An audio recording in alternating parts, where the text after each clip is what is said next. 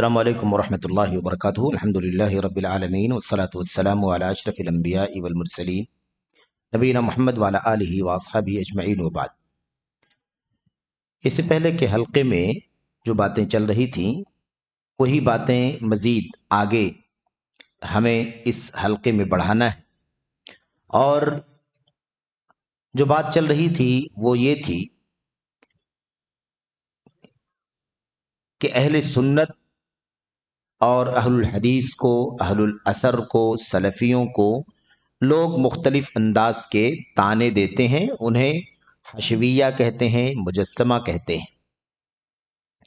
تو حشویہ اور مجسمہ کا تذکرہ آیا کہ حشویہ کون ہے، مجسمہ کون ہے، اور کیوں یہ طعنے آج یہ ہمیں دیتے ہیں۔ جو آج طعنے ہمیں دے رہے ہیں یہ کوئی نئی بات نہیں ہے، بلکہ پرانے دور میں ہمارے اسلاف کو بھی حشویہ کہا گیا، ایسے مجسمہ کہا گیا، مختلف انداز کے طعنے، مختلف انداز کے برے القاب انہیں دیے گئے۔ تو آج اس دور میں بھی اگر ہمیں کوئی کسی کا ایجنٹ کہتا ہے، متشدد کہتا ہے، انتہا پسند کہتا ہے، یا کوئی کسی کی تملق اور چاپلوسی کرنے والا کہتا ہے، تو یہ کوئی نئی بات نہیں ہے، ہمیشہ اہل الحدیث کو اس طرح کا الزام دیا جاتا رہا ہے۔ اس کے بعد دیکھیے صفحہ نمبر 190 کے بعد 91 پر خلاصہ کلام۔ خلاصہ کلام یہ ہے کہ بدعتیوں کا یہی وتیرہ ہے، بدعتیوں کا یہی طور طریقہ ہے، کیا؟ اہل الحدیث والاثر پر طعن و تشنیع اور ان کے عیب جوئی کرنا۔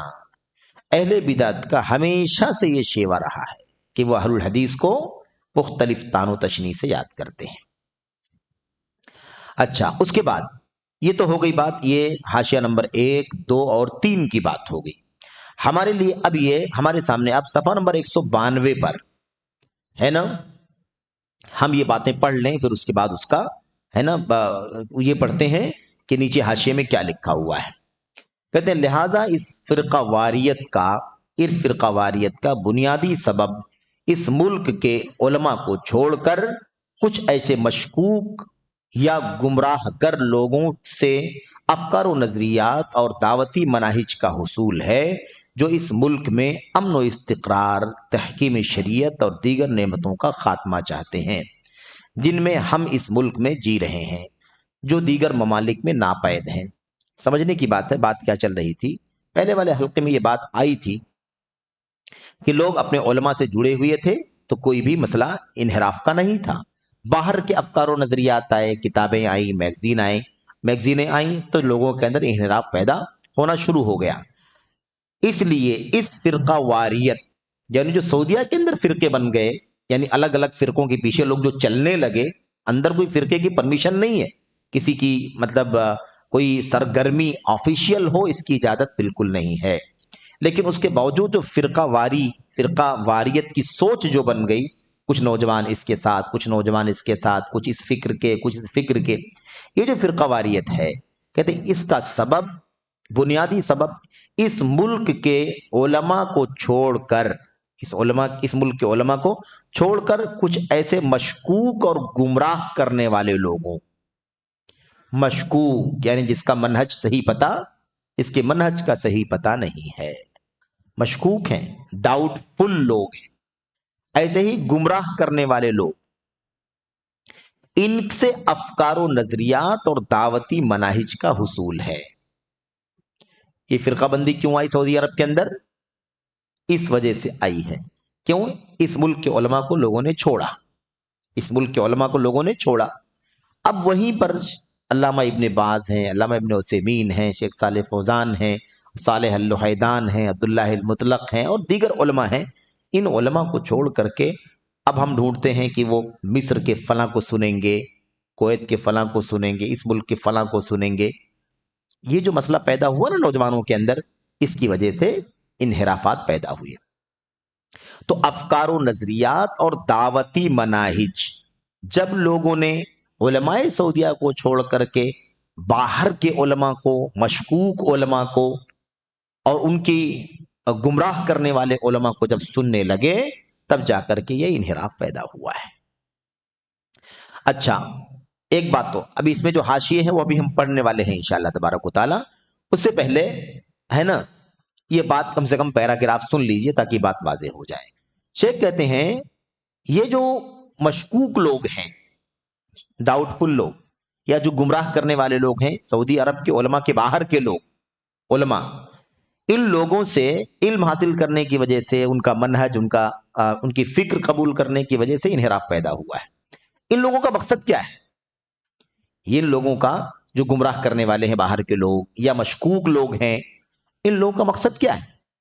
مقصد کہہ رہے ہیں اس ملک میں جو امن پایا جاتا ہے، سعودی عرب میں جو استقرار ہے، ایک دم شانت ٹھہراؤ کا ماحول ہے، کوئی جنگ نہیں، کوئی جھگڑا نہیں، کوئی اتھل پتھل نہیں، ایسے ہی شریعت کی تحکیم، یعنی وہاں شریعت کا حکم نافذ ہے، شریعت کے فیصلے وہاں پر ہوتے ہیں۔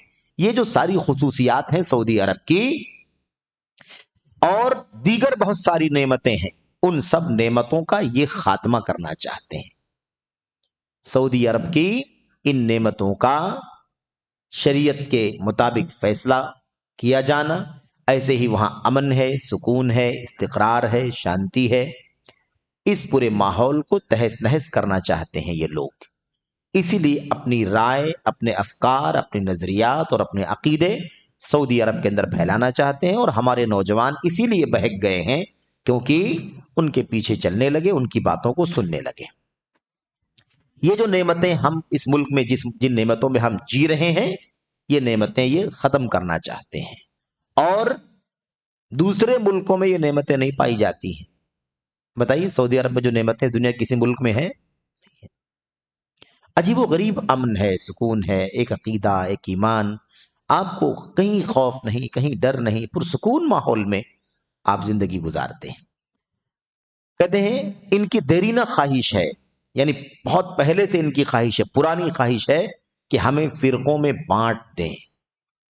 یہ مشکوک لوگ، ڈاؤٹ فل لوگ، اور ایسے ہی باطل افکار و نظریات رکھنے والے اور ایسے ہی گمراہ کرنے والے، ان لوگوں کا کیا سوچنا ہے؟ یہ چاہتے ہیں کہ ہمیں فرقوں میں بانٹ دیں۔ سعودیہ میں کوئی فرقہ نہیں، سب اللہ کی کتاب، نبی کی سنت، صحابہ کے طریقے پر چلنے والے، اسی پر ملک قائم ہوا، اسی پر علماء کام کرتے ہیں، اسی پر ساری منسٹریاں کام کرتی ہیں۔ لیکن ان لوگوں کی سوچ کیا ہے کہ اس ملک کو بانٹیں، اس کے اندر بھی فرقے بن جائیں، اس میں بھی وہی، وہاں کچھ تبلیغی ہیں، کچھ اخوانی ہیں، کچھ صوفی ہیں، کچھ خارجی ہیں، کچھ رافضی ہیں، اس طرح سے اس ملک کو بھی بانٹنا چاہتے ہیں۔ ہمارے نوجوانوں کو اچک لیں، کیا چاہتے ہیں؟ ہمارے نوجوانوں کو اچک لیں اور ہمارے علماء سے اعتماد ختم کر دیں۔ عوام کا اعتماد، نوجوانوں کا اعتماد علماء پر نہ رہے، بلکہ وہ ان کا اعتماد ختم کر دیں۔ اپنے علماء کی کوئی قیمت نہیں، فلاں کو سننا ہے، فلاں کو، ان علماء پر کوئی اعتبار نہیں ہے۔ اچھا، اور ایسی صورت میں بڑے ناگفتہ بہ حالات پیدا ہو جائیں گے، یعنی بہت ایسے حالات پیدا ہو جائیں گے جو بیان کرنے کے لائق۔ ناگفتہ بہ کا مطلب ہے جس کو بیان نہیں کیا جا سکتا، ناقابل بیان، بولنے کے لائق نہیں، ایسے حالات پیدا ہو جائیں گے۔ لہذا ہم علماء، دعات، نوجوان، عوام، علماء، دعات، نوجوان اور عوام، سب کو اس سلسلے میں چوکنا ہونے کی ضرورت ہے کہ ہم درآمد افکار و نظریات، یعنی باہر سے اندر آنے والے افکار و نظریات اور مشکوک مبادی کو، یعنی مشکوک ڈاؤٹ فل سورس، کیا نام ہے، اصولوں کو، ڈاؤٹ فل اصولوں کو، خواہ وہ کتنا ہی حق اور خیر یعنی سنت کے لبادے میں ملبوس نظر آئیں، ہرگز قبول نہ کریں۔ کتنا بھی وہ اچھا لگیں، کتنا بھی وہ حق دکھائی دے، کتنا بھی خوبصورت دکھائی دے، ہماری سب کی ذمہ داری ہے، علماء، دعات، عوام، نوجوان، سب کی ذمہ داری ہے کہ کسی بھی نئے راستے کو ہرگز قبول نہ کریں، جو دیکھنے میں کتنا بھی خوبصورت لگتے ہوں، ہم اس کو بالکل بھی تسلیم نہ کریں، کیونکہ ہمیں الحمدللہ اپنی حالت کے بارے میں کسی طرح کا شک و شبہ نہیں ہے۔ ہم الحمدللہ اہل حدیث، ہم سلفی، اہل سنت والجماعت کے عقیدے منہج پر چلنے والے لوگ ہیں، کیا ہمیں کوئی ڈاؤٹ ہے؟ ہم علم اور بصیرت کی روشنی میں الحمدللہ پورے اطمینان کے ساتھ اس پر عمل کر رہے ہیں، ہمیں کوئی ڈاؤٹ نہیں، تو پھر کیوں ادھر ادھر جانا، کیوں اس کی سننا، کیوں اس کو پڑھنا، کیوں اس کی باتیں سننا, کیوں اس کے مسائل کو لینا؟ کیا ہم شک شبے میں ہیں؟ کیا ڈاؤٹ میں ہیں ہم کہ ابھی کس اور دیکھو اور دیکھو, ہو سکتا ہے وہاں سچائی ہو وہاں سچائی ہو؟ ایسی کوئی نوبت تو نہیں ہے. ختم ہے, فائنل ہے یہ. ہم علم و بصیرت کے ساتھ پورے اعتماد کے ساتھ اپنے منہج پر چل رہے ہیں, اس لیے ہمیں کسی اور طرف جانے کی دیکھنے کی ضرورت نہیں ہے. یہ ہو گئی بات. آئیے ابھی باقی ہے آگے سوال کا بقیہ حصہ. ان میں جو حاشیے جو آئے ہیں وہ سے ہم پڑھ لیں. لکھا ہے شروع میں کیا کہا تھا, اس ملک کے علماء کو چھوڑ کر, یعنی گمراہی جو پیدا ہوئی سعودی عرب میں انحراف, اور اپنے ملک کے علماء کو چھوڑ کر. سوال یہ پیدا ہوتا ہے کہ اپنے علماء کو چھوڑ کر کیا مطلب ہے؟ کیا مطلب ہے اس کا؟ کہتے ہیں اپنے علماء کو نہیں چھوڑنا ہے, اپنے علماء کے ساتھ ہی وابستہ رہ کر کے کام کرنا ہے, علم حاصل کرنا ہے. نمبر ایک دیکھیے, کیونکہ ہمیں اس بات کا پورا یقین ہے کہ عقیدہ و منہج کے اعتبار سے اس ملک کے علماء باقیان سلف ہیں. اس ملک کے علماء کیا ہیں؟ باقیان سلف. یعنی سلف صالحین کا جو عقیدہ, منہج, نظریہ, فکر تھا, افکار و نظریات اور عقائد تھے, وہی سلسلہ آج ہمارے علماء کے اندر بھی موجود ہے. گویا کہ اسی کا بقیہ حصہ ہے جو ہمارے سامنے موجود ہے, کیونکہ اسی نقش قدم پر چلنے والے لوگ ہیں. تو یہ بات بہت اہم ہے کہ ہم کیا سمجھیں کہ ہم نے اپنے علماء سے ہی جڑ کر کے رہنا ہے. سلف کا جو راستہ تھا اسی کا تسلسل ہے یہ علماء, جن علماء کے ہمیں جن علماء کی رہنمائی ہمیں اللہ تبارک و تعالیٰ نے عطا فرمائی ہے. پھر بھی ہم اللہ پر کسی کی صفائی پیش نہیں کرتے. یعنی کیا مطلب؟ انسان ہے, غلطی کبھی کسی سے ہو سکتی ہے. ہم یہ نہیں کہتے کہ سب معصوم ہیں, غلطیوں سے پاک ہیں, ان سے کوئی غلطی نہیں ہو سکتی ہے, ہم یہ نہیں کہتے ہیں. لیکن اللہ تبارک و تعالیٰ کا شکر ہے کہ اس ملک کے علماء, سلف صالحین کے جو علماء تھے, انہی کے نقش قدم پر چلنے والے, انہی کے راستے پر کی پیروی کرنے والے یہ علماء ہیں. اسی طرح کچھ اور بھی سلفی علماء ہیں جو دیگر ممالک میں پھیلے ہوئے ہیں. کچھ اور سلفی علماء دیگر ممالک میں, یعنی شیخ صالح فوزان یہ کہنا چاہتے ہیں یا شیخ جمال یہ کہنا چاہتے ہیں کہ اس کا مطلب, ہمارے کہنے کا مطلب یہ نہیں کہ سلفی علماء یا سلف کے راستے پر چلنے والے صرف سعودی عرب کے اندر ہی ہیں.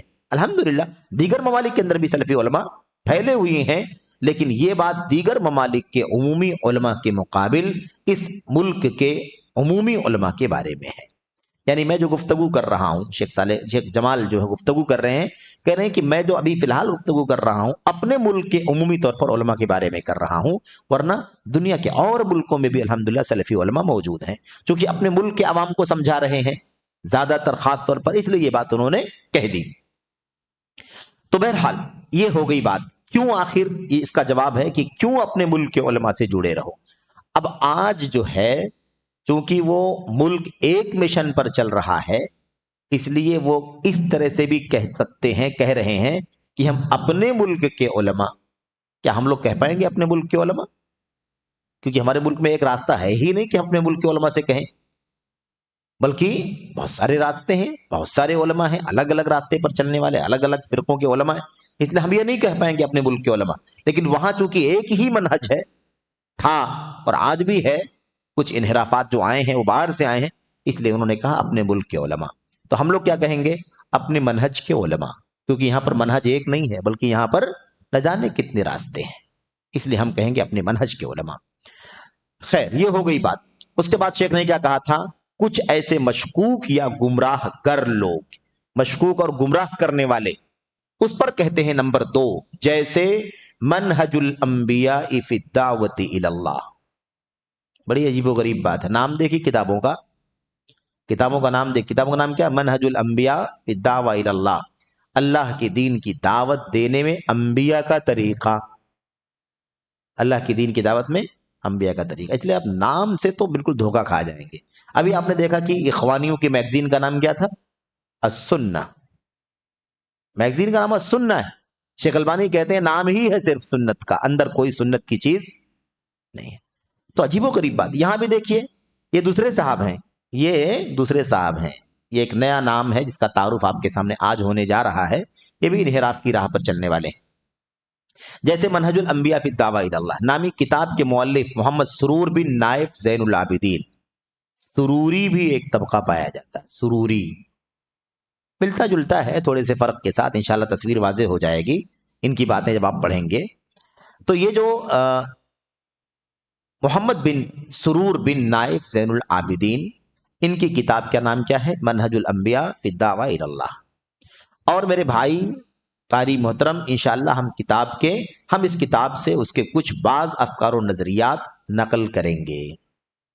کتاب سے کچھ اقتباس آئے گا تب بات واضح ہوگی نا. اچھا، اب چونکہ آگے نقل ہونے والا ہے اس لیے میں چاہتا ہوں کہ اس پر ابھی کوئی بات آپ کے سامنے نہ کروں، کیونکہ بات آگے آ رہی ہے، وقت بچے گا انشاءاللہ تبارک و تعالی. خالی آپ اتنا ذہن میں رکھیں کہ مشکوک اور گمراہ کرنے والے، مشکوک اور گمراہ کرنے والے، اس کی ایک مثال یہ دوسری آ گئی. اس سے پہلے ایک مثال آ چکی اخوانیوں والی السنہ، اور یہاں پر منہج الانبیاء فی الدعوہ الی اللہ، تیسرا نام آ رہا ہے. اسی طرح وہ لوگ جو مسعری اور سعد فقیہ کے نام سے جانے جاتے ہیں. مسعری، ابھی کوئی مسعری کا ذکر کر رہا تھا ساتھیوں میں سے کوئی، یہ مسعری اور سعد فقیہ کے نام سے جانے جاتے ہیں، جنہوں نے اللہ کی نعمت کی ناشکری کی. یہ تب سعودی عرب کے ہی ہیں، یہ سب سعودی عرب کے ہی ہیں، لیکن انہوں نے جب ان کی فکر بدل گئی، انحراف آ گیا، تو ان لوگوں نے ملک بھی چھوڑ دیا. جنہوں نے اللہ کی نعمت کی ناشکری کی اور مسلمانوں کی جماعت سے نکل کر سرزمین کفر میں چلے گئے. یہ سب یورپ میں رہتے ہیں، یہ لوگ سب یورپ میں رہتے ہیں، اور وہاں جا کر ضلالت و گمراہی کی دعوت دینے لگے.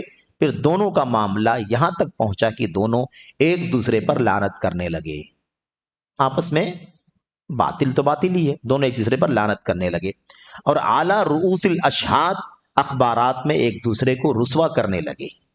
یعنی ساری دنیا کے سامنے میگزینوں میں، اخبارات میں اس کے خلاف لکھ رہا ہے، اس کے خلاف لکھ رہا ہے. پرانی بات ہے. اسی طرح تیسرا نام، چوتھا نام ہو گیا نا، محمد بن سرور کا ہو گیا، محمد مسعری ہے، سعد فقیہ ہے، اور ایک تیسرا نام اسی طرح ابن لادن، جس کو بن لادن لوگ کہتے ہیں. تو یہ بن لادن جو ہے نا، اس کے بارے میں بھی دیکھیے، اس کا بھی مسئلہ کیا ہے. اس نے بھی اللہ کی نعمت کی ناشکری کی، اہل سنت والجماعت کے راستے سے بھٹک کر خوارج کا مذہب اپنا لیا. اہل سنت کے راستے سے بھٹک کر خوارج کا راستہ اختیار کر لیا. دنیا بھر میں لاقانونیت اور فتنہ انگیزی کرنے لگا. یہی وہ چیزیں ہیں نا، ہاں، یہ نہیں بھائیں گی. لوگ کہیں گے کہ دیکھو وہ آدمی ساری دنیا میں جہاد کر رہا ہے، امریکہ سے مقابلہ کر رہا ہے، اور اس کو لوگ خارجی کہہ رہے ہیں. اتنا بڑا کارنامہ انجام دے رہا ہے، اس کو خارجی کہہ رہے ہیں. اس کا مطلب یہ سب کے سب جو ہے نا، وہ مغربی ممالک کے سب ایجنٹ ہیں. اس طرح کی بات ہے. ہم اصولوں پر چلنے والے لوگ ہیں، کتاب و سنت کے دلائل سے باہر نکل کر کے اپنی عقل پرستی کے ساتھ نہیں زندگی گزارتے.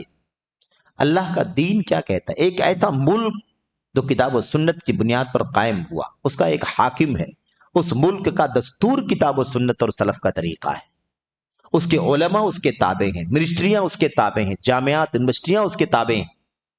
تو ایک آدمی اس اسلامی ملک سے مسلمانوں کے حاکم کی اجازت کے بغیر باہر نکل کر کے کوئی بھی ایکٹیویٹی کیسے کر سکتا ہے؟ خروج ہے کہ نہیں خروج ہے؟ یہ اس کے خروج ہونے میں کوئی شک نہیں. اور آگے بہت ساری باتیں آئیں گی، یہاں پر اختصار کے ساتھ یہ بات آئی.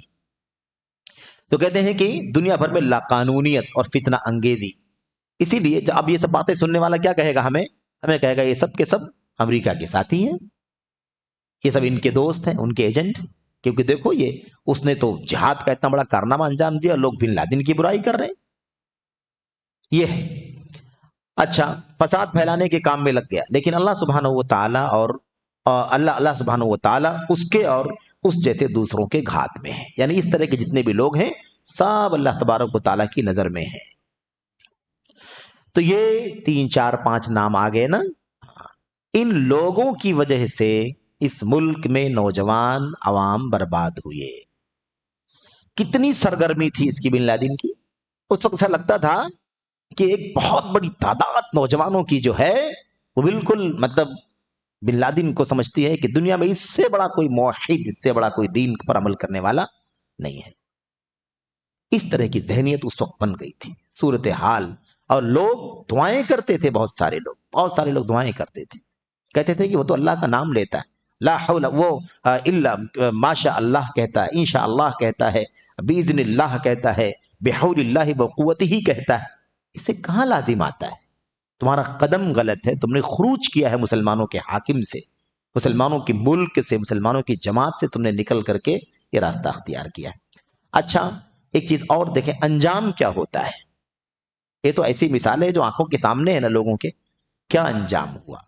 پورے ماحول پر نظر رکھ کر کے دیکھو، ایک سرسری طور پر ذہن میں لا کر کے دیکھو کہ اس سے کون سی توحید کا فائدہ ہوا ہے، کون سی سنت کا فائدہ ہوا ہے، اس سے کون سی جان بچی ہے، اس سے کون سی آبرو بچی ہے، اس سے کون سا مال بچا ہے، اس سے کون سا امن و سلامتی کا، شانتی کا ماحول پیدا ہوا ہے، اس سے دعوت توحید و سنت کو کون سی مضبوطی ملی ہے، اس سے اسلام کو کون سا سپورٹ ملا ہے؟ سب منفی ہے کہ نہیں منفی ہے؟ کوئی پہلو آپ کو اچھا نہیں ملے گا، خود اپنا وجود بھی کھو گیا، اس کا خاندان اور جو کچھ بھی اس کے تعلقات سب کا سب ضائع ہو گیا کہ نہیں ضائع ہو گیا؟ یہی انجام ہوتا ہے۔ ولی امر کے تابع ہوتے، حاکم وقت کے تابع رہتے، اسلامی نظام کے تابع رہتے، انشاءاللہ تبارک و تعالیٰ امن و سکون ہوتا۔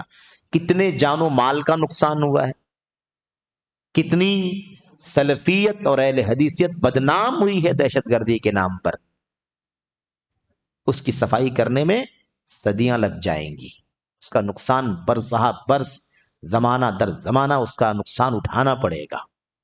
تو یہ سب خروج کے نتائج ہیں، جن کو لوگ مجاہد سمجھتے تھے، ہے کہ نہیں؟ بہت بڑی تعداد کہتے تھے کہ دنیا میں اس سے بڑا مجاہد کوئی نہیں، لیکن جب فتنہ بہت زیادہ عام ہو جائے تو حق پرست بھی بہت زیادہ سوچ سمجھ کر کے زبان کھولتے ہیں۔ اس فتنے میں یہ بھی دیکھنا ہے کہ زبان کھولنا ہے کہ نہیں کھولنا ہے۔ پھر آخری درجہ آتا ہے کہ آدمی دل سے اس چیز کو منکر سمجھے، کیونکہ زبان کھولنا بھی ممکن نہیں رہ جاتا کبھی کبھی، اسی لیے اللہ کے نبی نے بتلا دیا تھا کہ تم دل سے انکار منکر کرو۔ جب زبان بھی نہ کھل سکتی ہو، بولا بھی نہ جا سکتا ہو، قلم بھی نہ چلایا جا سکتا ہو، اور جب فتنہ بہت زیادہ عام ہو جاتا ہے تو پھر ایسا لگتا ہے کہ پوری فضا ان کی ہے، ہم تو نہتھے باقی بچے، اس طرح کی صورتحال بن جاتی ہے۔ تو یہ چند مثالیں ہیں، ان چند مثالوں پر انشاءاللہ آگے گفتگو آئے گی، اور ان لوگوں کے عقائد، ان کے نظریات، ان کی ایکٹیویٹیز، ان کی کتابیں، ان کی میگزین، ان سب پر انشاءاللہ تبارک و تعالیٰ گفتگو ہوگی۔ یہاں اس سوال کے جواب میں سرسری طور پر شیخ نے بطور مثال، اور یاد رکھنا مشکوک لوگ اور گمراہ کرنے والے لوگ، یہ دو طبقے ہیں، ان دو طبقوں کی 2 3 4 مثالیں ان شخصیتوں کی ہے، یہ سارے کام ان لوگوں نے کیے ہیں۔ اچھا اس کے بعد حاشیہ نمبر 1 جو ہے صفحہ نمبر 193 میں، حاشیہ نمبر جو 1 ہے اسے بھی پڑھ کر کے ختم کر لیں، پھر اس کے بعد انشاءاللہ تبارک و تعالی ہے نا ہم آگے والی بات اگلے سیشن میں پڑھیں گے۔ آخر میں بات کیا کہی ہے؟ الحمدللہ ہم اپنے دین کے بارے میں کسی شک شبے میں نہیں ہیں، اپنے دین کے بارے میں کسی شک شبے میں نہیں ہے، پورے اطمینان کے ساتھ اللہ کی توحید، سنت اور صحابہ کے طریقے پر چل رہے ہیں۔ ایک شخص حسن بصری رحمہ اللہ کے پاس آیا اور کہنے لگا، اور ایسے کہنے والے بہت سارے آپ کو ملیں گے، آپ کو کہیں کہیں میڈیا پر ملیں گے، کوئی آپ کو فزیکل کوئی ملے گا، آپ کو سمجھانے کی کوشش کرے گا، کیونکہ ہمارے نوجوانوں کے بیچ میں مسجدوں کے اندر بھی گھس گھس کر کے کوئی انکار حدیث، کوئی خارجیت، کوئی رافضیت، کوئی اخوانیت کی تعلیم دے رہا ہے، تو ایسے سوالات کرنے والے آپ کو بہت ملیں گے۔ آپ کا اس وقت یہ جواب ہونا چاہیے، یہ سلف کا طریقہ ہے، ہمیں یہی جواب سیکھنا ہے، یہی جواب دینا ہے، اسی فکر کے ساتھ ہمیں زندگی گزارنی ہے۔ ایک شخص حسن بصری رحمہ اللہ کے پاس آیا اور کہنے لگا، اے ابو سعید، یہ ان کی کنیت ہے، میں آپ سے جھگڑنا یعنی کچھ بحث و مباحثہ کرنا چاہتا ہوں۔ آج سے لوگ کہتے ہیں بھائی میں آپ سے کچھ ڈسکس کرنا چاہتا ہوں، آئیے 1 2 مسئلے پر آپ سے ڈسکس کرنا ہے۔ تو ایسے ہی حسن بصری کے پاس کوئی آیا، اس نے کہا، تو حسن بصری نے کہا میرے پاس سے ہٹ جاؤ، میرے پاس سے ہٹ جاؤ، کیونکہ میں نے اپنا دین خوب اچھی طرح سے جان لیا ہے، میں جس دین پر چل رہا ہوں پورے علم کے ساتھ چل رہا ہوں، پوری بصیرت کے ساتھ چل رہا ہوں، کوئی شک شبے میں نہیں ہوں کہ اس سے اچھا ملے گا تو کہیں اور چلے جاؤں گا، اس سے اچھا ملے گا تو تیسری جگہ چلے جاؤں گا، ایسی پوزیشن میں نہیں ہوں، بلکہ میں کیا ہوں، خوب اچھی طرح سے اپنے دین کو میں نے سمجھ لیا ہے، پورے علم اور بصیرت کے ساتھ اپنے دین پر عمل کر رہا ہوں۔ تم سے وہی جھگڑے گا جسے اپنے دین میں شک ہے، جس کو شک ہے وہ ڈسکس کرے گا، تم اس کی بات اپنی بات منوا لو گے، تمہاری بات مان لے گا وہ، لیکن مجھے اس کی ضرورت ہی نہیں باقی بچی نا کہ آپ سے بحث و مباحثہ کروں، کیونکہ میں تو حق پر پہنچ چکا ہوں اور حق پر علم کے ساتھ چل رہا ہوں۔ تو یہ بات یاد رہے کہ کسی ایسے مسئلے پر ڈسکس کرنے کے لیے کوئی آئے جو آپ کو مثال کے طور پر یعنی آپ کو سمجھا لینا چاہتا ہو، آپ کو مطمئن کر دینا چاہتا ہو، تو آپ کہیے کہ نہیں، یہ سب مسئلے پر بات مجھے نہیں کرنا ہے، ہم جس راستے پر چل رہے ہیں وہ راستہ اندھیرے میں نہیں ہے، شک شبہ میں نہیں ہے، کنفیوژن کے ساتھ نہیں عمل کر رہے ہیں کہ اس کے بعد بھی کسی اور راستے کی تلاش ہے اور وہ ملے گا تو اس پر چلے جائیں۔ ہم جس پر چل رہے ہیں علم کے ساتھ، بصیرت کے ساتھ چل رہے ہیں۔ یہ شرح اصول اعتقاد اہل سنہ کا واقعہ ہے۔ ایک اور بات، اس کے بعد بات ختم ہو جائے گی۔ معن بن عیسیٰ بیان کرتے ہیں، معن بن عیسیٰ بیان کرتے ہیں، امام مالک رحمہ اللہ ایک دن مسجد سے نکلے۔ واقعات آپ دیکھیے، ہم تو کتنے چھوٹے طلبہ ہیں، ادنا ہے کہ نہیں ادنا ہے، تو ہماری بات تو بہت مشکل ہے۔ یہ بات کس کی؟ حسن بصری کو لوگ دھوکہ دینے کے لیے آتے تھے، امام مالک کو ورغلانے کے لیے لوگ آتے تھے۔ کیوں آتے تھے معلوم آپ کو؟ کہ حسن بصری اگر گھوم گئے تو پتہ نہیں کتنے لوگ ان کے پیچھے گھوم جائیں گے۔ امام مالک اگر کہیں تھوڑا سا نرم ہو گئے تو نہ جانے کتنے لوگ امام مالک کے پیچھے ان کے موقع پر آ جائیں گے۔ اس لیے اس طرح کے لوگوں کو تو یہ بھی سمجھنے کی ضرورت ہے کہ ہتھ کنڈا اور سازش صرف عوام کے ساتھ نہیں چلتی باطل کی، جو علماء ہیں، دعات ہیں، جن کے سننے والے بہت سارے لوگ ہیں، جن کو فالو کرنے والے بہت سارے لوگ ہیں، ہے نا، ان کو ٹارگٹ کیا جاتا ہے، کسی شبہے میں ڈال کر کے ان کی بات، ہے نا، اپنی بات بنوا لی جائے۔ امام مالک رحمہ اللہ ایک دن مسجد سے نکلے، اس کا مطلب مسجد نبوی سے نکلے، وہیں مدرس تھے، ہے نا، زندگی بھر درس حدیث دیتے رہے۔ درحال ہے کہ آپ میرے ہاتھ پر ٹیک لگائے ہوئے تھے، مان بن عیسیٰ کہتے ہیں، ہے نا، کہ میرے ہاتھ پر ٹیک لگائے ہوئے تھے۔ اتنے میں ابو الحوریہ یا بعض روایتوں میں ابو الحوریہ نامی ایک شخص آپ سے ملا جو بدعت ارجا سے متہم تھا، یعنی مرجیہ کے عقیدے پر چلنے والا تھا۔ کون سی بدعت تھی اس کے ہاں؟ مرجیہ کی بدعت، یعنی ایمان ہے، توحید ہے، تو عمل سے، بدعملی سے کوئی فرق نہیں پڑے گا۔ توحید خالص ہے تو عمل برا ہو تب بھی کوئی فرق نہیں پڑے گا، یا عمل نہیں کریں گے تب بھی کوئی فرق نہیں پڑے گا۔ جیسے عقیدہ خراب ہو تو نیک عمل سے کوئی فائدہ نہیں ہوگا۔ مرجیہ کا ہی عقیدہ ہے نا کہ جیسے بدعقیدگی کے ساتھ نیک عمل سے کوئی فائدہ نہیں ملے گا، ایسے صحیح عقیدے کے ساتھ بدعملی سے کوئی نقصان نہیں ہوگا۔ یہ ان کا نظریہ ہے مرجیہ کا، اور ارجا کا عقیدہ یہ بدعتی عقیدہ ہے۔ تو ایک جو ابو الحوریہ تھا، یہ مرجیہ کے عقیدے پر چلنے والا آدمی تھا۔ کہنے لگا، اے اللہ کے بندے، ذرا میری ایک بات سنو جو میں تم سے کہنا چاہتا ہوں، اور مباحثہ کر کے تمہیں اپنی رائے بتانا چاہتا ہوں۔ امام مالک مسجد سے نکلے تو اس نے ملاقات کی اور امام مالک سے کہا کہ تھوڑی سی ایک دو مسئلے پر آپ سے بات کرنا چاہتا ہوں میں، اور اپنی بات میں آپ کے سامنے پیش کرنا چاہتا ہوں۔ ٹھیک ہے، انہوں نے کہا اگر تم مباحثے میں مجھ پر غالب آ گئے تو؟ امام مالک نے سمجھایا کہ اچھا ٹھیک ہے، تم مجھ سے مباحثہ کرنا چاہتے ہو، مناظرہ کہہ لو یا ڈسکشن کہہ لو، اگر آپ مجھ سے ڈسکشن کرو گے اور اگر تم غالب آ گئے، یعنی بات چیت کرنے میں، سمجھانے میں تم بڑھ گئے اور میں ہار گیا، تو کیا کرنا ہوگا؟ اس نے کہا کہ ٹھیک ہے، اگر میں غالب آ جاؤں گا تو تم میری بات مان لینا۔ ظاہر سی بات ہے کہ میں سمجھانے میں کامیاب ہو گیا اور میں اپنی بات آپ کو سمجھا چکا، اور آپ مطلب ہار گئے، اپنی بات نہیں منوا سکے، تو ظاہر سی بات ہے کہ آپ میری بات مان لینا۔ یہ امام مالک نے سے اس ابو الحوریہ نامی شخص نے کہا، اگر میں تم پر غالب آ گیا تو تم میری پیروی کرنا، ٹھیک ہے؟ انہوں نے کہا اور اگر کوئی تیسرا شخص آ جائے اور ہم دونوں سے بحث کرنا شروع کر دے اور وہ ہم دونوں سے جیت جائے تو؟ تیسرا آدمی آئے اور ہم دونوں سے زیادہ تیز نکلے، تم مجھ سے تیز نکلے اور تیسرا ملے جو ہم دونوں سے تیز نکلے بات چیت کرنے میں، تو کیا کرنا ہوگا؟ کہا ہم دونوں اس کی پیروی کر لیں گے، یعنی تم ہار جاؤ گے، میری بات مان لو گے، اور ہم دونوں سے کوئی مناقشہ کرے گا اور وہ ہم دونوں سے زیادہ تیز ہوگا، ہم دونوں کو ہرا دے گا، تو ہم دونوں چھوڑ کر کے اس کی بات کو مان لیں گے، اس کی پیروی کر لیں گے۔ تو کہا ہم دونوں اس کی پیروی کر لیں گے۔ امام مالک رحمہ اللہ نے فرمایا، اب دیکھیے ہے اصل میں جواب، یہی سمجھانے کے لیے انہوں نے کہا تھا، اے اللہ کے بندے، اللہ عز و جل نے محمد صلی اللہ علیہ وسلم کو صرف ایک دین دے کر کے بھیجا ہے، دین ایک ہی دے کر کے بھیجا ہے نا، الگ الگ تو نہیں ہے، ایک دین دے کر کے بھیجا ہے، اور میں تمہیں دیکھ رہا ہوں کہ ایک دین سے دوسرے دین کی طرف منتقل ہو رہے ہو۔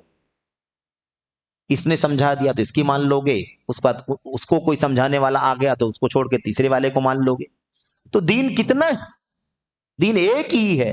تم یہاں سے بدل کر کے دوسرے پر جاتے ہو، اس کو بدل کر کے تیسرے پر جانے کی بات کرتے ہو، یہ تو اللہ کے نبی علیہ الصلوۃ والسلام کا لایا ہوا دین نہیں ہے۔ تو یہ بتانا یہ تھا کہ یہ بحث و مباحثہ، یہ ڈسکس اور ان مسائل میں جو مسلم ہیں ایک دم، اس میں بات کرنے کی ضرورت نہیں ہے۔ تو ایسے مسائل میں کوئی آئے ورگلانے کے لیے، بہکانے کے لیے، تو اس میں ڈسکس کرنے کی ضرورت نہیں ہے۔ بہت سارے نوجوان آج کل بیچ بیچ میں گھوم رہے ہیں مسجدوں کے اندر، اور کچھ نوجوانوں کو پکڑ کر کے وہ سمجھاتے ہیں کہ دیکھو قرآن کی ایک آیت ہے، مجھے آپ سے اس قرآن کی آیت کے بارے میں ڈسکس کرنا ہے۔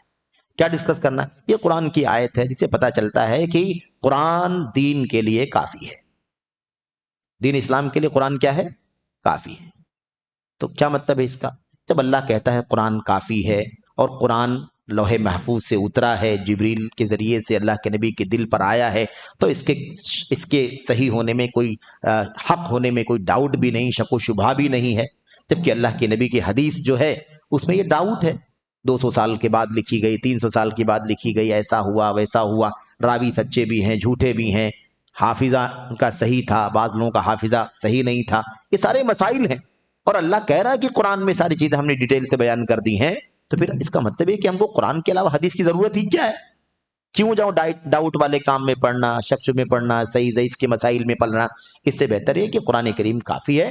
اللہ نے فرمایا کہ ہم نے اس میں ساری تفصیل بیان کر دی ہے، تبیان لکل شیء، ہر چیز کی وضاحت۔